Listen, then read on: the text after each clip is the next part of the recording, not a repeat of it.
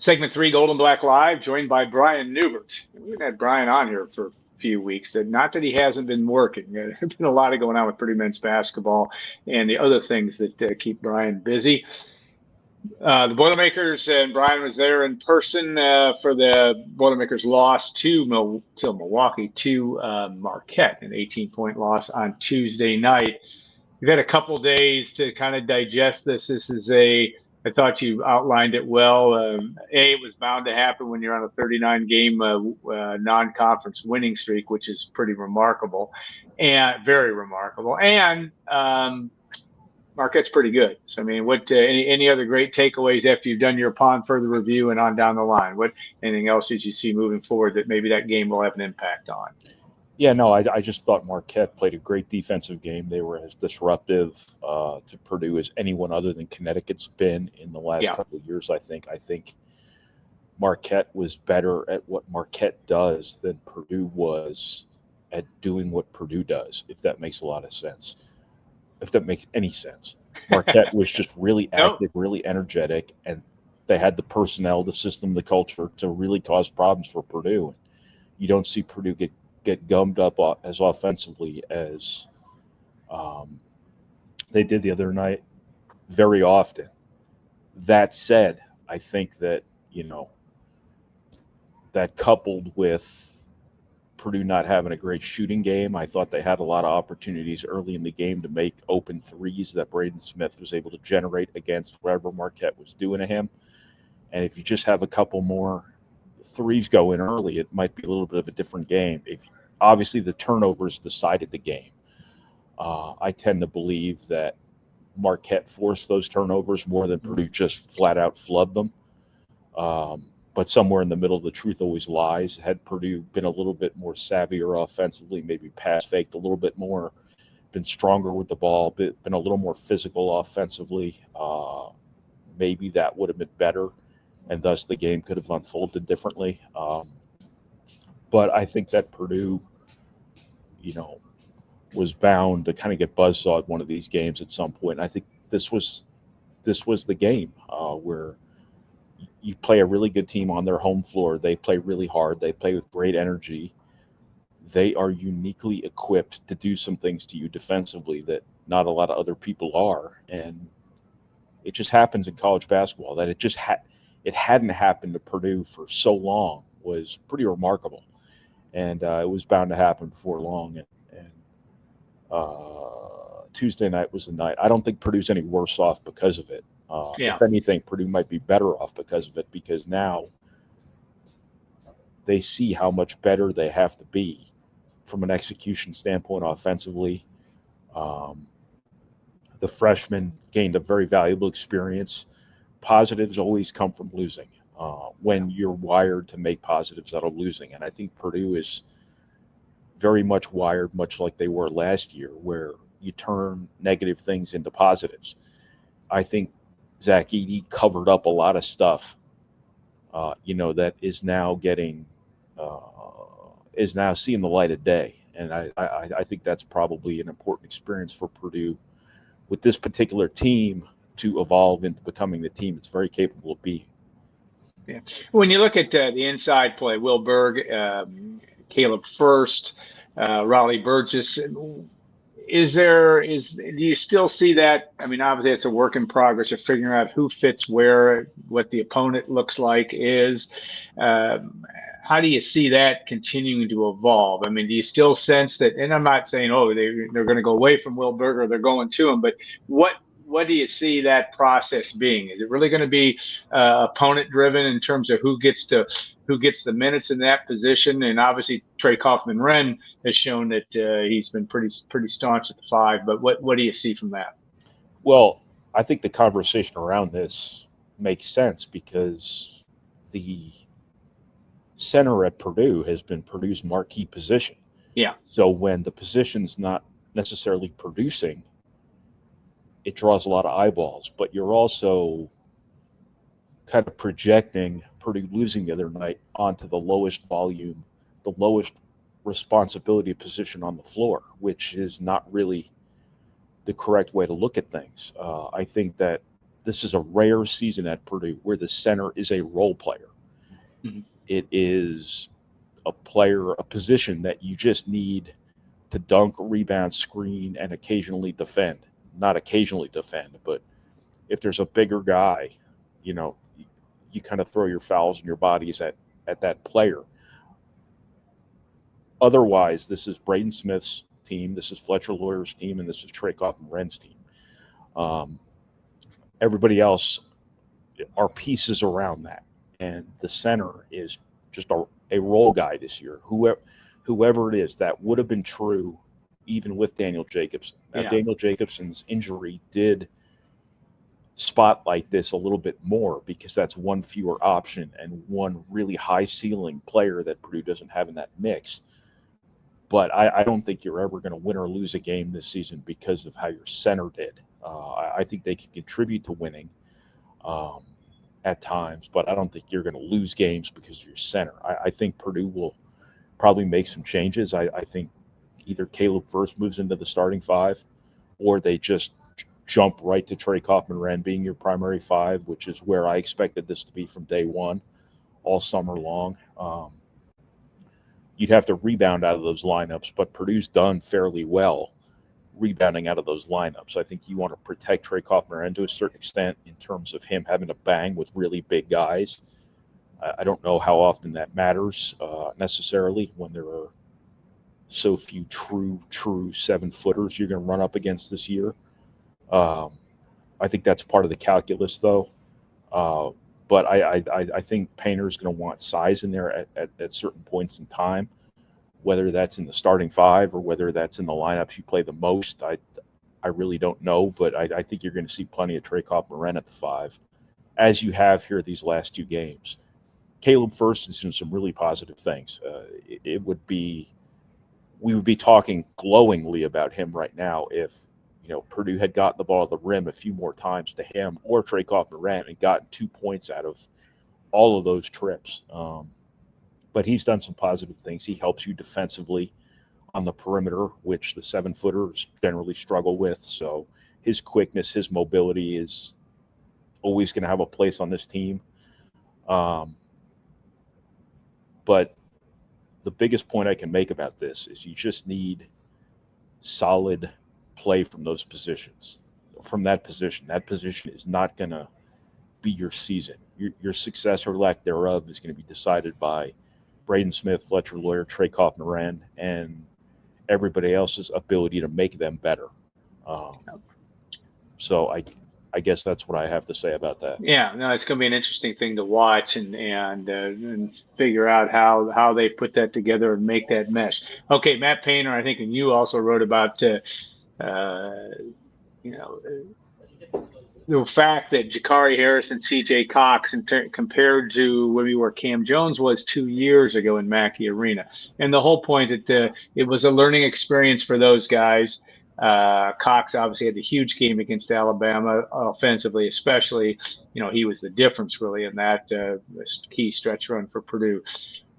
Still like you said, an important thing for those guys to learn in that type of environment. They'll have better days, but there's examples of it. And even a lot of the narrative about that game was, programs like Purdue and Marquette that have guys that stay and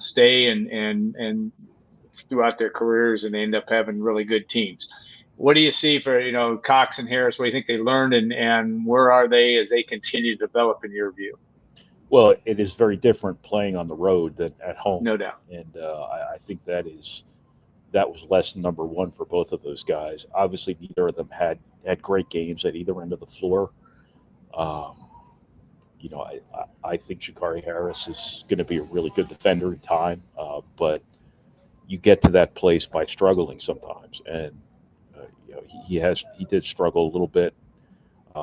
There are team defensive concepts, too, that have to be carried out at a higher level. So it's not all on one guy in that regard. But he's doing some positive things. He's going to get better and better as time goes by. People are going to make him beat them with threes. If anybody's going to get helped off with this offense, it is going to be Jakari Harris because he hasn't shown it yet. Yeah. They're going to make him show it the same way they did with the Ethan Mortons of the world back in the day. No, Joe Eastern's a bad example because he was a total non-shooter. But that is where Jakari Harris, the pressure is going to be on him to a little bit, is he's going to get those open threes.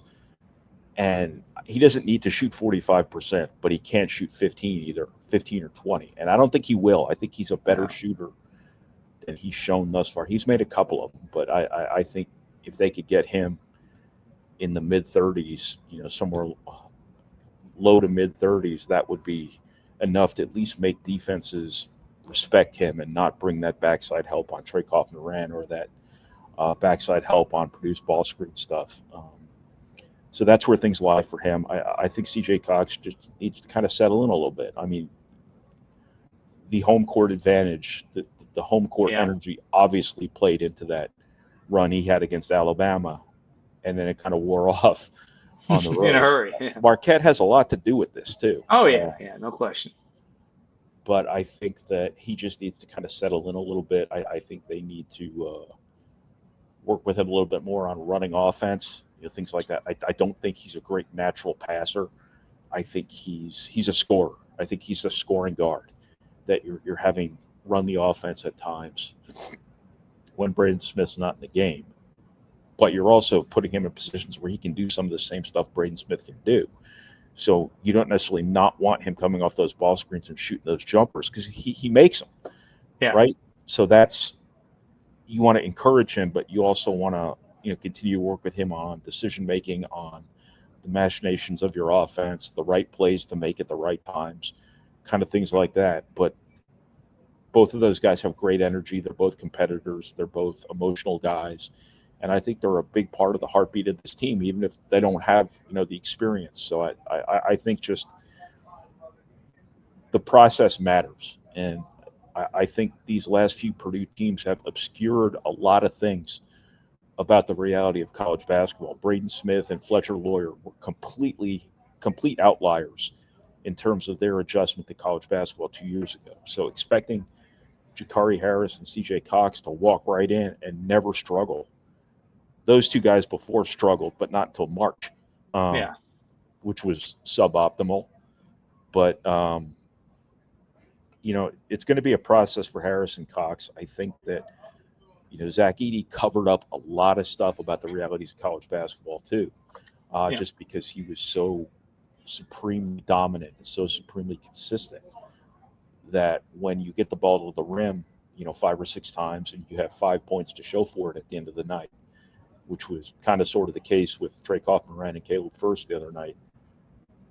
That's a situation where, if Zach Edey's on the team, that's 10, 12 points right there. But there's no point talking about Zach Edey being on the team because Zach Edey's not coming back. They're not coming back. I think an important thing too that you took for granted with Edey was there was always that baseline of productivity. I wrote quite a bit about that. You barely even noticed, but in situations like Marquette where you're struggling to score, it oftentimes bailed Purdue out. Let's say you were struggling to execute offensively against a really good defensive team. Well, you could always count on Zach Edey to get 3 offensive rebounds, 2 putback dunks, but also the 4 early fouls that then got you into the bonus earlier than you otherwise would have been in the bonus. And then so when Fletcher Lawyer, goes all kamikaze into the rim, gets fouled, that's 2 points right there for no real reason other than, people couldn't block out Zach Edey. Stuff like that was just so easy to take for granted when Zach Edey was on this team that this Purdue team does not have a lot of that same floor.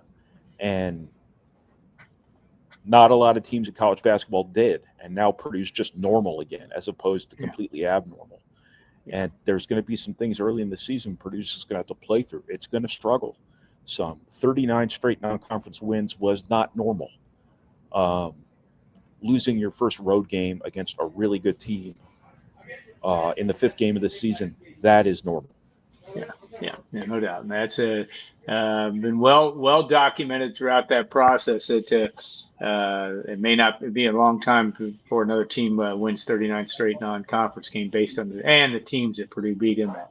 All right, I had a question about Purdue's most important player, and you cannot list Smith, Lawyer, or Trey Kaufman-Renn. Who do you if you had to pick one, or I'll even let you slide with two, but what are the guys that are going to be? What guy do you look at and say, boy, this is a key to the season if you're going to have the kind of year that Purdue wants to have, a team that can get to the second weekend, maybe the NCAA tournament, to maybe make and do as predicted, and that's to make a run at the Big Ten championship. Where do you see that shaking out? Who would you put the onus on, or at least you look at as really important to getting that done?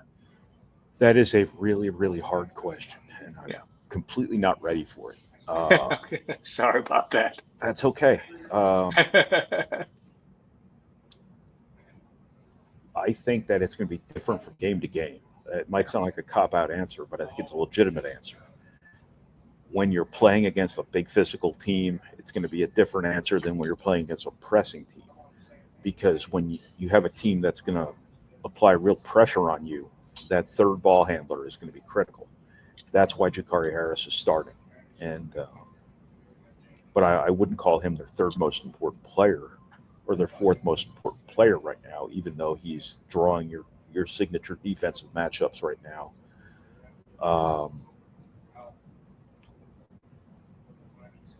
I will say, and I don't know how to choose between Miles Colvin and Camden Heide. Yeah, because they're both important in very different ways. I think Camden Heide's rebounding at the 4, when he's at the 4, is monumentally important.